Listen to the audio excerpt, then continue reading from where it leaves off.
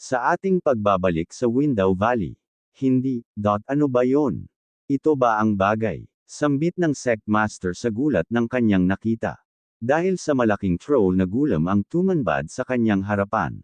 Aking Panginoon. Mangyaring mag-ingat, sambit ng batang disipulo kasabay nito ang pagdepensa sa Panginoon mula sa paparating na pag-atake.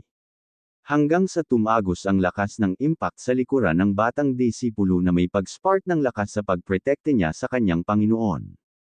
Ngunit, sa kabutihan palad na gawa niya iyong i-block gamit ang pag-cross arms nito sa kanyang dalawang mga kamay habang ito tumalsik mula sa pag-atake na iyon. At hindi lang iyon, naputol pa ang mga puno na kanyang dinaanan sa pagtalsak sa pagtilapon. Hanggang sa tuluyan itong tumama sa isang puno. Xiao Si. Sambit ng kanyang Panginoon habang tumatakbo ito papalapit sa batang disipulo. Maayos ba ang iyong pakiramdam? Tanong niya pa sa disipulo sa kanyang pag-alala. Master, maayos ako, tugon nito sa master niya. Sa susunod, huwag na. Walang ingat hanggang sa humaharang sa talim. Tungkol sa akin, naiintindihan mo ba? Pagbigay payo niya pa sa kanyang disipulo. Si Xiao Si ay hindi natatakot. Ang Golden Armored Master na ito ay isang defense mechanism lamang para sa sekta. Hindi niya kayang saktan si Xiao Si. Mekanismo ng pagtatanggol. Tumahimik ka. Mukhang hindi madaling maabot ang sekta. Ngunit saan ako makakakuha ng permit sa paglalakbay? Sambit niya pa sa pag-iisip. Hanggang sa may narinig siyang tunog na darating. Mukhang nagiging kulto na rin ang grupong ito. Sambit pa ng Panginoon habang sila nagtatago mula sa mga grupo na iyon. Speaking of the travel pass, eto na. Sambit ng babaeng nakasakay sa kanyang kabayo. Xiao Si, nakita mo na ba yung babaeng naka-green? Sambit niya sa kanyang alagad habang nakaturo ang daliri nito sa babae. Pumunta at tulungan akong nakawin ang jade pendant sa kanyang baywang at itapon ito sa likod ng mga palumpong, dagdag niya pa sa pag-utos. Gumawa siya ng isang romantikong pagpupulong para sa akin, kung saan ibinalik ko sa kanya ang nawawalang kwintas. Hindi ako pupunta. Sambit pa ng batang alagad. Bakit, tanong ng kanyang master na may gulat sa kanyang narinig, hindi ba kadalasan mas masunurin ka? Para sa mga salita ng iyong Panginoon. Hindi ako pupunta. Ang pagnanakaw ay isang masamang gawain ng mga bata. Ayaw ni Xiao Si na maging masamang bata kasabay ang paglingon-lingon nito. Sir, nagbago ka na, sambit niya pa sa Panginoon niya na ikinagulat naman nito. Hindi ka nasanay gawin ang mga bagay na ito. Nako, mukhang may mas mataas na antas ng moral awareness ang batang ito kaysa sa akin. Pero sa ngayon, parang ito lang ang paraan. Kailangan kong magsikap pa. Siya at si, hindi ito tinatawag na pagnanakaw. Paano maituturing na pagnanakaw ang pagkuha sa asawa ng iyong amo? Sir, asawa mo. Ngunit, ito ba ang asawa ng aking amo? Sambit niya sa pagtataka habang nakatingin ito sa grupo na iyon. Kaya, kunin ang jade pendant mula sa kanya, at maging asawa ng iyong Panginoon. Kung walang pagkuha ng jade pendant, hindi ka magkakaroon ng asawa para sa iyong Panginoon. Nandito ang asawa ng iyong amo para kumpirmahin kung maaari mong kunin ang jade pendant o hindi. At ang pagkuha ng mga gamit ng asawa ng iyong amo ay hindi itinuturing na pagnanakaw, naiintindihan mo ba? Sir, pupunta ako. Sambit nito habang sumugod ito sa pagkuha. Hanggang sa nakabalik ito dala ang jade pendant ng babae, pwede tulungan mo sarili mo. Ginawa ko ng maayos. Mabuting estudyante. Nang may narinig siyang tumatawag na Miss, sa babae. Iyon pala ay ang sect master na tumatakbo patungo sa babae habang sambit-sambit nito ang Miss. Nahulog ako isang bagay. Ngunit bago pa iyon mangyari, pinatigil muna ito ng mga alagad ng babae gamit ang mga sandata nito sa sect master. Miss, sayo ba itong possum necklace? Tanong niya sa babae. Pwede kayong lahat umatras, utos ng babae sa kanyang mga alagad na lalaki. Salamat sa iyong pagsisikap, young master. Oo, ito talaga ang jade pendant na pag-aari ko. Sambit niya pa na may kasiyahan. Pagkatapos nagpasalamat, siya sa batang Ginoo, sambit niya sa pagpasalamat. Napakagwapo ng taong ito sa hindi inaasahang pagkakataon. Walang anuman. Tungkulin kong kumilos ng may integridad. Lalo na kapag nakikita ko ang panatag at dalisay na tingin sa iyong mga mata. Lu Qingyi, ano ang iniisip mo? Pwede ko po bang hingi ng buong pangalan at apelyido ni Mr. Chab? Tanong niya pa sa Sectmaster.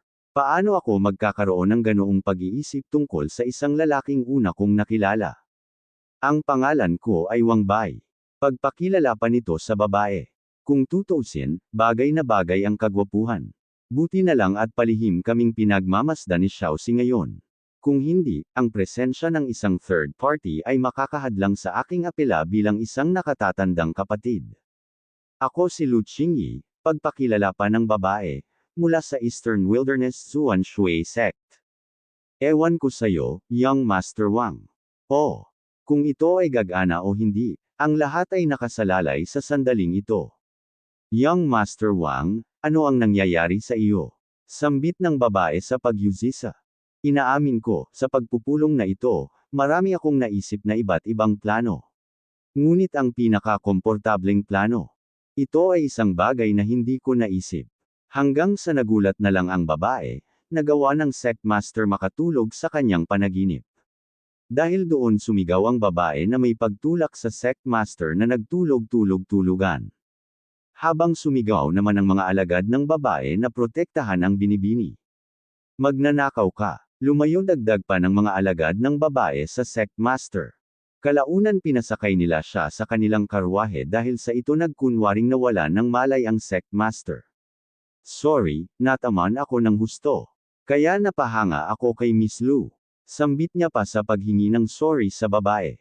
Nagtataka ako kung bakit si Young Master Wang sa kabila ng malubhang pinsala ay nagnanais pa ring pumunta sa sekta. Ito rin ba ay para sa kapakanan ng pagsali sa paligsahan sa martial arts ng Righteous Alliance? Martial Arts Tournament. Ito ay isang pagkakataon na talagang hindi dapat palampasin. Eksakto. Bagamat mababa ang aking antas, hindi ako karapat-dapat na lumahok.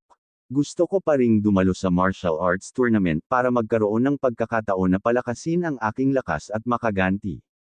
Paghihiganti. Nang marinig ng babae ang mga katagang iyon nagulat siya. Sinadya namin ng aking master na pumunta sa sekta para manood ng martial arts tournament.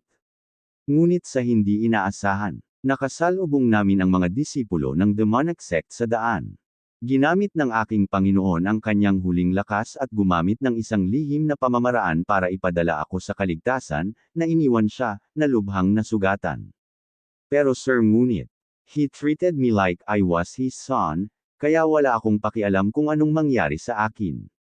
Paano ko makakalimutan ang paghahanap ng paghihiganti sa pagpatay sa aking ama?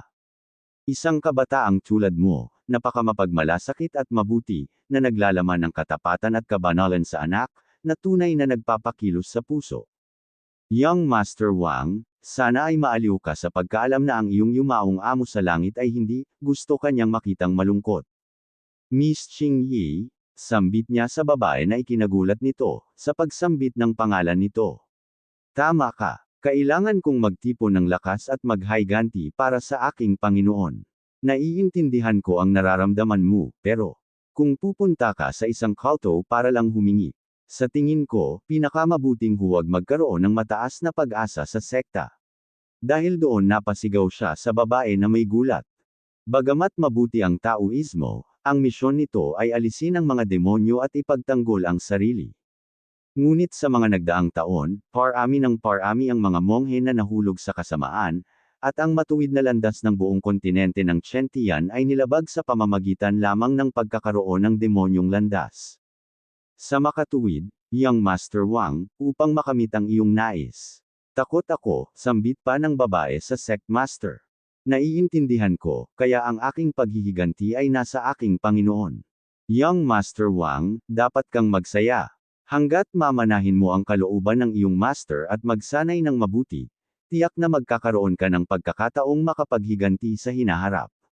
Miss Lu, totoo ang sinabi mo. Tata ako ay nagsasanay ng husto, tiyak na ipaghihiganti ko ang aking Panginoon gamit ang dalawang kamay na ito. Young Master Wang, ang iyong kamay. Sambit ng babae sa Sectmaster, na ipinag-alala nito. I'm sorry, sobrang nadala ako sa emosyon at nangyari kay Miss Lu. Pagpaliwanag niya sa babae. Medyo exaggeration ito, umiinit ang ulo ko. Sisihin mo ang bobo kong utak. Young Master Wang, ito ay isang soul-gathering pill. Ang pag-inom ng isang tableta sa isang araw ay magiging kapaki-pakinabang para sa iyong impeksyon.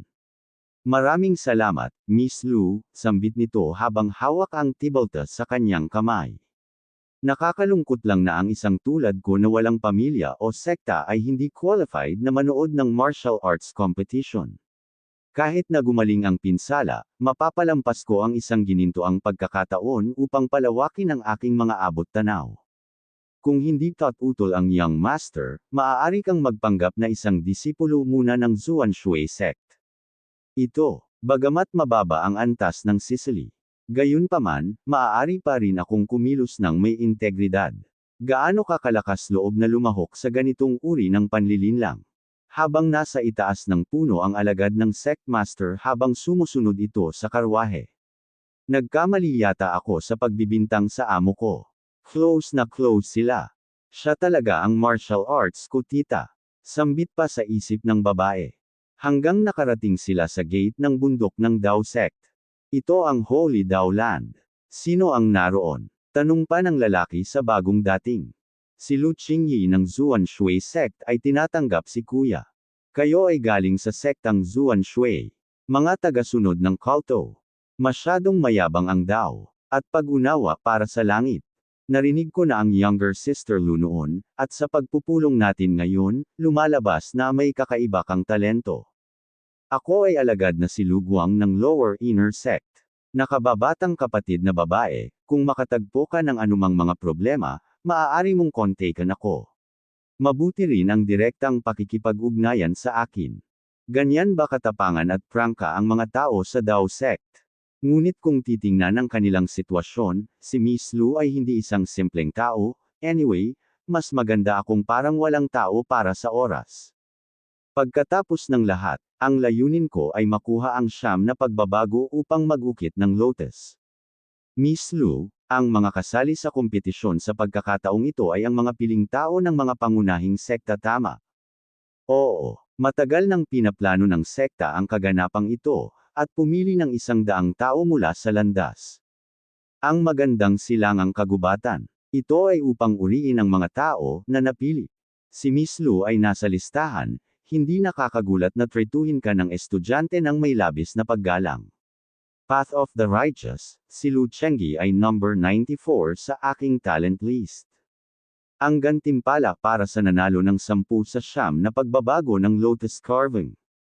Interesado din si Young Master Wang sa 9 transformations of Lotus Sculpture. Hindi ako. Sa sobrang saya ko, muntik na akong magkamali. Iniisip ko lang ang aking Panginoon, kung mayroon siyang lotus, gagawin niya. Hindi sana siya namatay. Tulay ng Zian Chaishi, huwag kang malungkot, Young Master, kung ang iyong Panginoon. Ito ay masama, ang pakiramdam na ito. May naramdaman ang Dao Cauldron at gustong lumabas.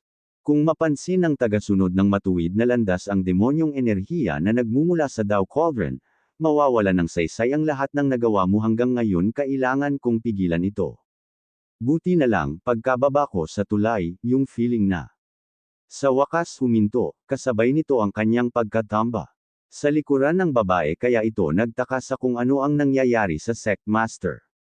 Dahilan ng pagsigaw nito ng malakas na pagsigaw. Sa lakas ng sigaw nito pati mga kalapati napalipad sa gulat ng sigaw niya. Sa indoor martial arts area para sa mga mag-aaral. Young Master Wang, ikaw, okay ka lang. Sambit nito sa naglampusay na sect master sa hapag ng sahig. Salamat sa mga soul gathering pills ni Miss Lu, mas gumaan ang pakiramdam ko ngayon. Ang pakiramdam na ito ay hindi may pagdududa. Dapat ay mayroong isang bagay na nagiging sanhi ng pag-react ng boiler sa tulay na iyon, kailangan kong humanap ng pagkakataon para imbestigahan ito. Tapos pinatunog ang malaking taco bill. Gaya ng inaasahan mula sa Dao Sect, maging ang kampana ay may mahusay na pinagmulan.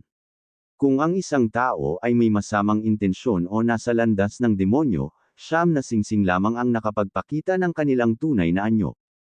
Ngunit para sa Dao Cauldron, ito ay isang kampana hindi sapat. Maligayang pagbabalik, Saint. San 2. Maligayang pagbabalik, Saint. Maligayang pagbabalik, Saint. Sambit ng mga tao naruroon habang nakatingin ito sa itaas. Santo ng Dao Sect, kung tama ang aking memorya, ika pa nito na may madilim na ekspresyon. Hindi ba't siya ang ikapangatlong estudyante ko, ang aking ikatlong disipulo? Na si Gunayan King, ikanya habang nakatitig ito sa babaeng lumulutang sa ere sa hangin. Pagkatapos nagmungkahi ang babae sa mga tao. Lahat ng matuwid na pamayanan, narito ngayon. Sa patimpalak ng martial arts bukas, sana ay maipakita ninyong lahat ang inyong estilo at mapahusay ang kapangyarihan ng matuwid. Ngayon kailangan nyo magpahinga muna ngayong gabi.